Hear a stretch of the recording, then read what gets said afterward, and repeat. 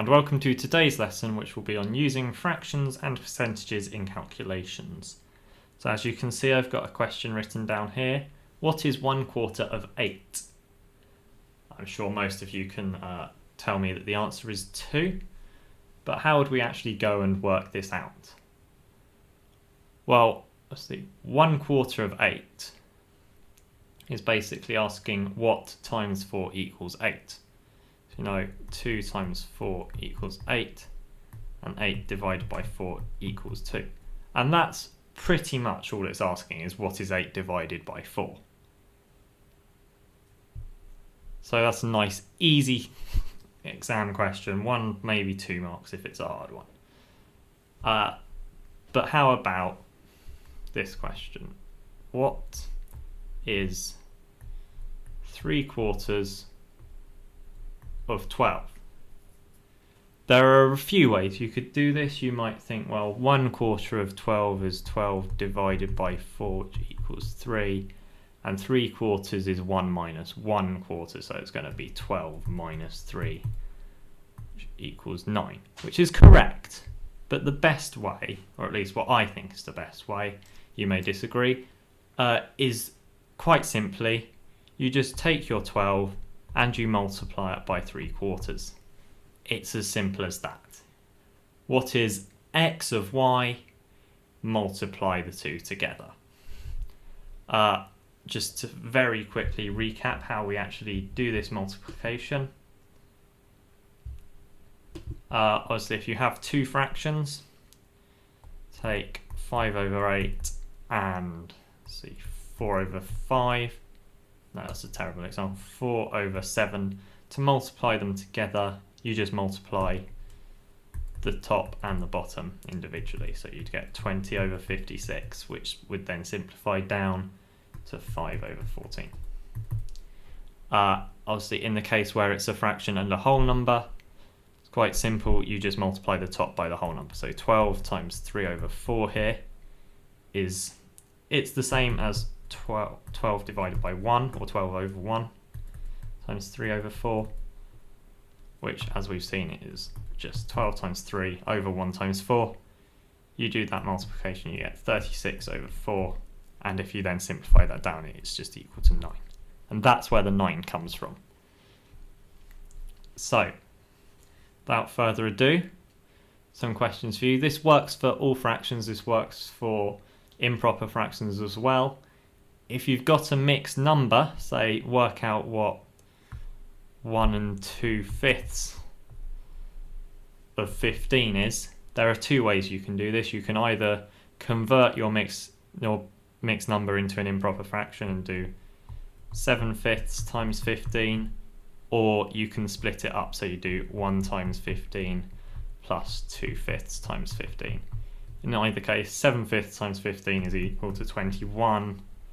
1 times 15 is obviously just 15, plus 2/5 times 15 is 6. And oh look, you got the same answer. It's amazing when maths works, isn't it? Okay, so your turn. Work out what 3/8 of 16 is. 5/4 of 24. And for good measure, let's say 2 2/3 of, what shall we pick? Let's go for 21. Again, do feel free to pause the video. Ideally, you would be doing this without a calculator, but I understand mental maths is a bit tedious sometimes. Once you're done, you should find the answer. 3/8 of 16 is, as we know, just 3/8 times 16, which is going to get you, quick mental maths, yes, 48/8, which is just 6. 5/4 of 24. Again, we've seen we do it exactly the same way. 5/4 times 24 is going to equal 120 over 4, which equals 30. And 2 2/3 of 21. Do it whichever way. As a mixed number, it's going to be 8/3 times 21, or it's going to be 2 times 21 plus 2/3 times 21. 8/3 times 21 is 56, and if we check that, that's going to be 42 plus 14, which does indeed equal 56. There we go. One thing to note, as you may have done already, in the example, let's say the 5/4 times, or 5/4 of 24. It's worth noting we're doing 5/4 times 24 and then simplifying where possible. You can actually do the simplification at the start. So I've got this over 4. This is effectively 24 over 1. That 4 in the denominator of my 5/4 is actually going to cancel with the factor of 4 in 24. So obviously this is 6 times 4. Those 4s are just going to cancel. You have to keep a 1 on the denominator, and so it is just 5 times 6 over 1, or just 5 times 6 is 30. If that's a bit confusing, don't worry, but it can occasionally speed things up just to do it like that. Okay, so that's how to calculate with fractions. Now, how do we do that with percentages? So if we had a similar question, what is 25% of 60? We'll get there eventually. There we go. 25% is not a fraction. We can't just multiply 60 and 25, unfortunately.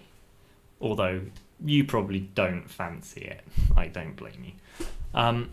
But what we can do is we know that 25%, we can convert that into a decimal. 25%, as we know, converts to 0.25. And now it's a decimal. We can write that as a fraction. It's a finite decimal, so we know that's going to be 25 over 100. And now, suddenly the question is, what is 25 over 100 of 60? And we know how to do that, we've just done it. Then you do 25 times 60 over 100. Yeah. 20 over 100 times 1, effectively. You can do some cancellation to save yourself time. In fact, 25 over 100 is just 1/4. So it's just 1/4 times 60, which gets you 60 over 4, which you will find equals 15. And in fact, we can convert between percentages and fractions without having to go through decimals. It's actually quite easy. If I have something like 25%, that is going to be 25 over 100 as a fraction. That's all you have to do. If I have 19%, that just goes to 19 over 100. Nice and simple, and then you can do the calculation. Probably on your calculator, but it is worth knowing there are some common percentages that can be expressed really easily as fractions. So the first one, so the 100% equals 1. So if you're asked what 100% of something is, like what's 100% of 20, it's just 20. It's just 1 times 20, which is 20.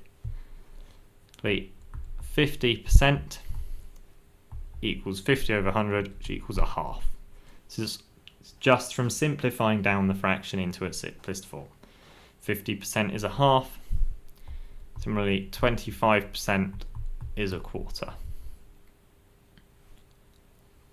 You've also got 20% is 1/5, and then from there on you get 40% is 2/5, 60% is 3/5, and 80% is 4/5.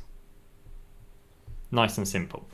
So the multiples of 20, 40, 60, 80 are 1/5, 2/5, 3/5, 4/5. And then obviously 100 is 5/5, which is just 1. Similarly, 10%, possibly the easiest one to remember, is a tenth. 10% is 1 over 10. Nice and simple. And obviously 20% is 2 over 10, which we know simplifies to 1 over 5, or a fifth. Carrying that on, we get 30% equals 3 tenths. 50% we know is a half. 40% is 2 fifths. 60% is 3 fifths. So 70% is 7 over 10. And 90%, because we know 80% is 4 fifths, is 9 over 10. So nice and easy. Again, so if the percentage is a multiple of 10, the fraction is just that multiple over 10. So 70% is 7 times 10, so the fractional equivalent is 7 over 10. That's all there is to it. One last one, probably not going to see, but on the off chance, 5%, obviously half of 20%, so it's just half of 1 over 10, which is 1 over 20. And in case you ever need it, 1% is 1 over 100, but that's just the same as what you'd get if you tried to translate it. Okay, so very quick, go over that once more. So 100% equals 1. 50% equals a half. 25% equals 1/4. It's worth mentioning, therefore, that 75% equals 3/4. 20% equals a fifth. Therefore, you get 40% equaling 2 fifths. 60% equaling 3 fifths. And 80% equaling 4 fifths. So writing this all out again so you've got it all in one place and can see it all at one time. You get 10% equals 1 over 10, 30% equals 3 over 10, 70% equals 7 over 10, and 90% equals 9 over 10. These are very common and well worth remembering. Similarly, it is worth noting if you have something like 120%, obviously mathematically possible if not realistically, that is 100% plus 20%. So here 100%, as we know, is 1, 20% is a fifth, so that is going to be 1 plus a fifth, which is 1 and a fifth, or 6 over 5 if you want the improper fraction. So if you have anything greater than 100%, just break it down. Similarly, if you have something like 200%, you can do exactly the same. 200% you can do, that's 200 over 100, which is 2. Or you can do it, well, it's 100% plus 100%, which is 1 plus 1 equals 2. You can do that. So regardless of whether the percentage is less than 100 or more than 100, even if it was like 359.7%, that would still be 359.7 over 100 as a fraction. In that case, you'd probably make it 3,597 over 1,000, but you're not going to get anything that horrible at all, so don't need to worry about that. Okay, so finish with some lovely examples for you. Hopefully, if I can get my pen to work. No, it looks like I don't get a change of colour. Oh well. Okay, so those are your percentages as fractions, just again. Oh, hello. We woken up. There we go. Got a different colour. So, work out, let's say, 25% of... No, let's not do 25, that's boring. Let's do 20% of 55.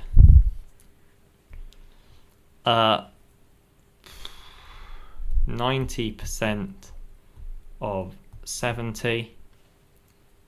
Let's do 125%